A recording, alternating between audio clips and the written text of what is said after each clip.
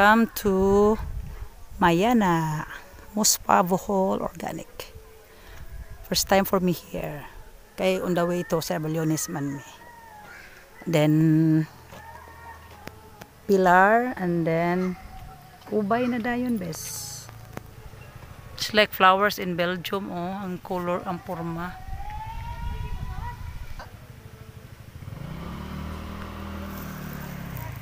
Nindot yun nila mga flowers, guys. Colorful siya kayo. Sige na sagdi, ragod. Apurado na ako ang driver, eh. Hala, ka-cute sa buwak mo. Nag-iingon nila kung saan nga ng buwakan, eh. Picture plants or I don't know what.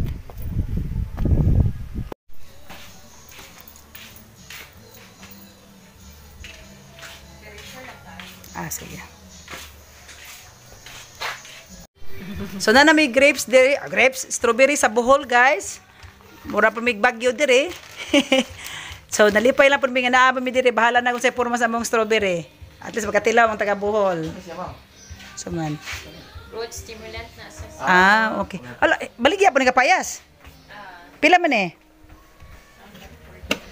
Kanang gamay yung tayahaw ta kay di ko kahurot. American lemon. American lemon. Lagi lemon. Baligya po na. Sabi mo din guwapa, Laura. Si Garfield. I have Garfield here, Laura. In Mayana, Bohol. Sige, masakas ako dito sa ibabaw. Tisa.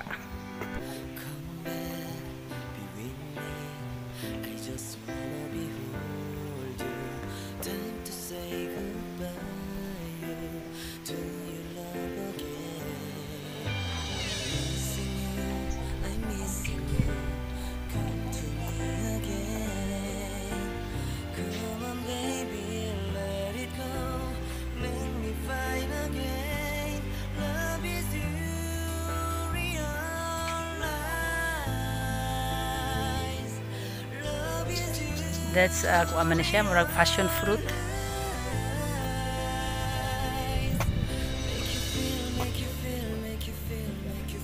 Mauna na siya, guys, ang strawberry farm. Nana ko na yung bunga, ganinang buntag nanguha sila sa fruits.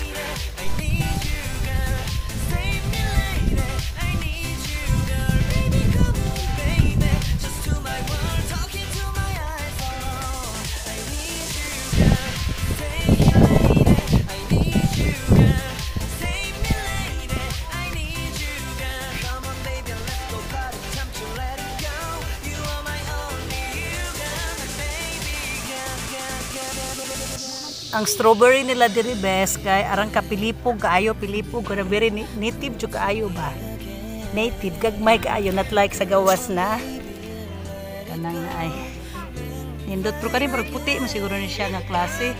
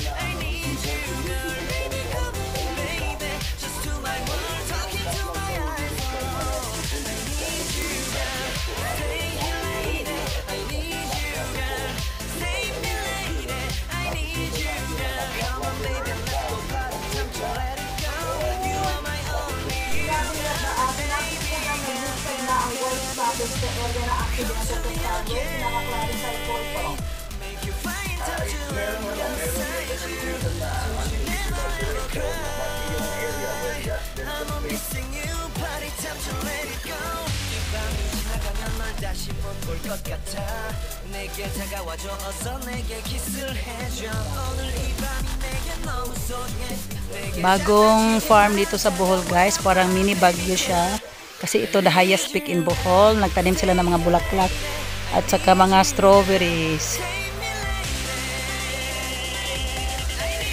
Ito yung view, guys, ng kabilang side.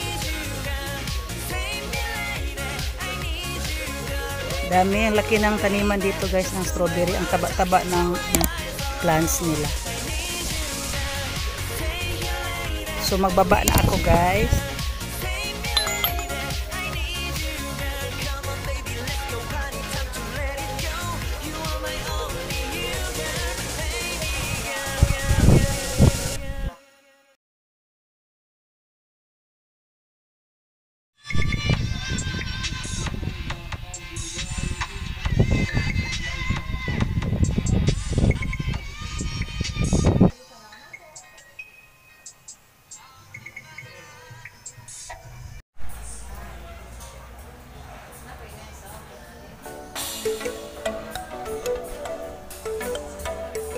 Cute silang cactus, eh.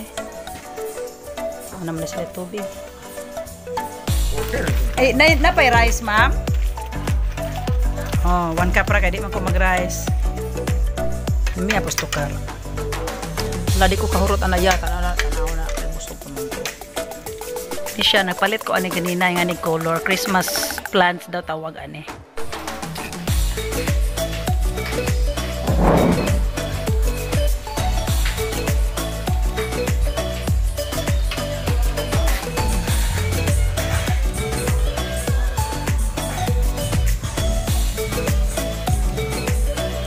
You can do picnic here if you want some picnic. There's also food and restaurant here for orders. Pwede po ka magdagbaon. 190. Mabalik ko dire-dire na to akong anak. Bye-bye. Strawberry farm. Oh, asus. Ang mga kabot bulikcho. So among napalit dito sa Hagna nga strawberry gabi namin na rin nambot. Mga on sa mi guys og mga cute kaayo nga murag wild dito sa Belgium, murag wild strawberry kagagmaya. Pero dai dako po do sa Belgium dako ra. Oy magwash ta before ta mukaon ani wash na ra strawberry. Mutoy.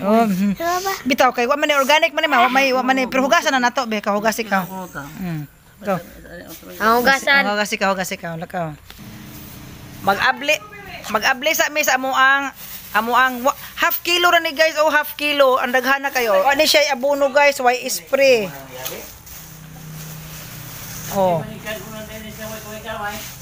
Tamis man na tamis kay organic mangguna kanang strawberry.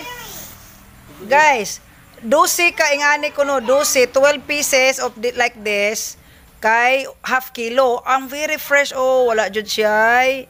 Wala joy, spray daw ni siya.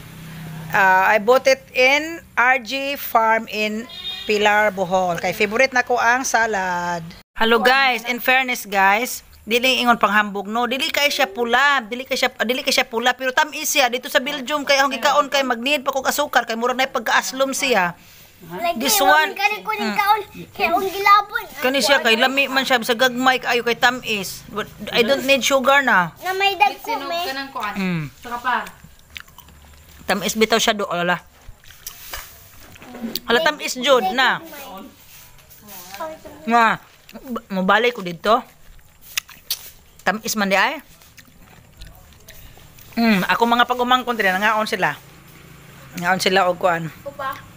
Say hello to Ate Laura. Sige kay Ate Laura ra baning padaan ako.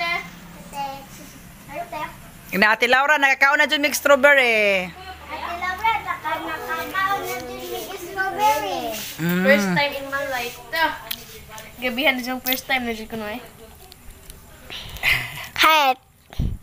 Takto na kay hindi na makita itong picturean. Sige na, bye-bye. Bye-bye, Strawberry Farm.